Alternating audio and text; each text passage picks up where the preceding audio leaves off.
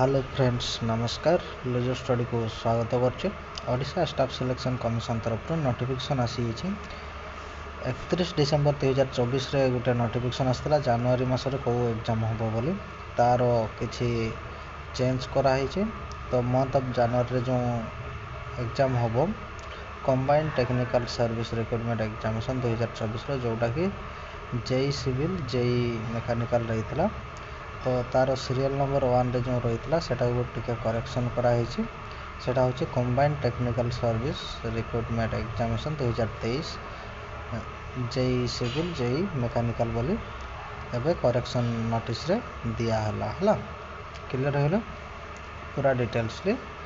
एटा टिके मिस्टेक रहीतला तो सेटा को से माने ठीक करिकरी लिखि दैछंती सेटा ही नोटिस एटा रहला क्लियर होला। तो जो भाई भाई मैंने जानना टिके जन दिंतु मु तले लिंक दे दूचे लिंक रू जाइए डायरेक्टली साइट को आसी पार। आ वीडियो जब भल लगुए लाइक शेयर कर दिंतु आपर्यंत जब मो चैनल को सब्सक्राइब करना सब्सक्राइब कर दिंतु। जॉब रिलेटेड जो भी नोटिफिकेशन आसो मो चैनल माध्यम आपको जनईदेवी तले भी लिंक दे दूचे लिंक रू जाइए डायरेक्टली साइट को आसी पार। धन्यवाद।